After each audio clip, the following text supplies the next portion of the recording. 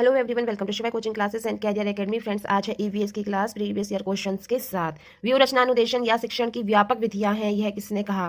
View रचना अनुदेशन या शिक्षण की व्यापक विधियां हैं, यह किसने कहा? ऑप्शन ए में डेविस, ऑप्शन बी में बाउडी, ऑप्शन सी में बाउल, ऑप्शन डी में है डीवी।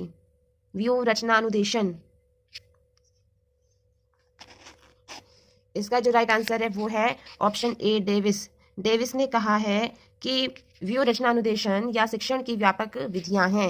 नेक्स्ट क्वेश्चन देखते हैं क्या है। योजना विधि किस दर्शन के सिद्धांतों पर आधारित है?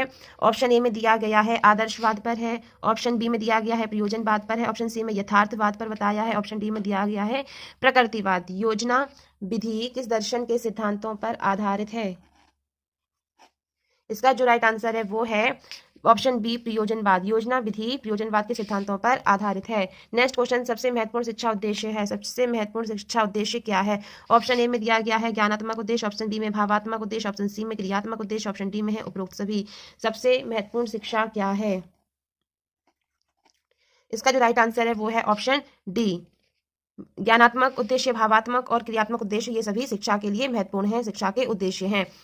वर्गीकृत कार्य सूचित क्रियाओं की सूची बनाई थी। वर्गीकृत कार्य सूचित क्रियाओं की सूची किसने बनाई थी? ऑप्शन ए में दिया गया है बीएस ब्लूम ने, ऑप्शन ए में बीएस ब्लूम ने, ऑप्शन बी में आरसीईएम विधि से, ऑप्शन डी में रॉबर्ट मेगर ने, ऑप्शन डी में इनमें से कोई नहीं।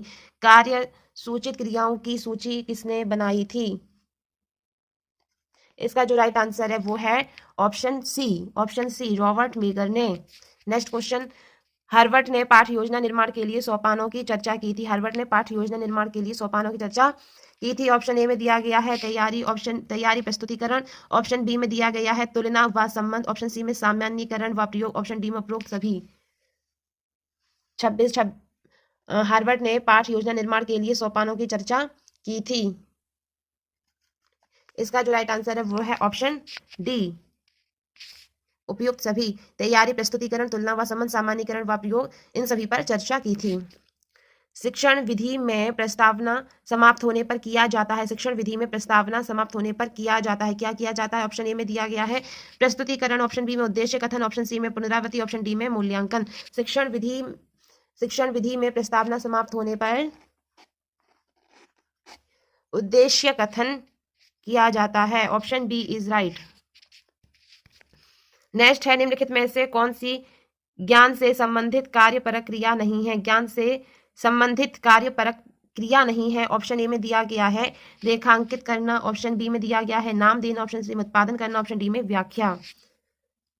ज्ञान से संबंधित कार्यपरक क्रिया नहीं है। इसका जो राइट आंसर है वो है ऑप्शन डी इज राइट, व्याख्या। उद्देश्यों को व्यवहार परक शब्दावली में लिखते समय किस शब्द का प्रयोग नहीं करना चाहिए? बताना है। ऑप्शन ए में दिया गया है परिभाषित करना, ऑप्शन बी में आनंद प्राप्त करना, ऑप्शन सी में पुनरावृत्ति, ऑप्शन डी में अंतर स्पष्ट करना। उद्देश्यों को व्यवहार परक शब्दावली में लिखते समय किस शब्द का प्रयोग नहीं करना चाहिए? इसका जो आंसर है वो है आनंद प्राप्त करना, option B is right.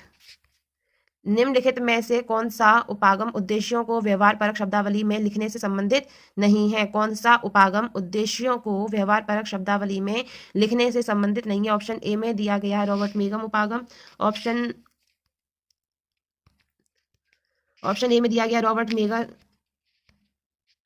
Megger उपागम, ऑप्शन बी में रॉबर्ट मिलर उपागम, ऑप्शन सी में ICEM उपागम, ऑप्शन डी में है RF उपागम।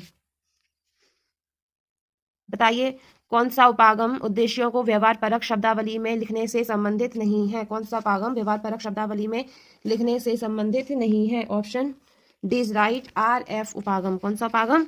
RF उपागम, RF उपागम। नेक्स्ट क्वेश्चन है जो आज का है लास्ट क्वेश्चन, निम्नलिखित में से कौन सी विधि उच्च प्राथमिक स्तर पर विज्ञान शिक्षण के लिए उपयुक्त है? ऑप्शन ए में दिया गया है प्रदर्शन विधि, ऑप्शन बी में समस्या समाधान विधि, ऑप्शन सी में है योजना विधि, ऑप्शन डी में है उपरोक्त सभी। निम्नलिखित में से कौन सी विधि उच्च प्राथमिक स्तर पर विज्ञान शिक्षण के लिए उपयुक्त है?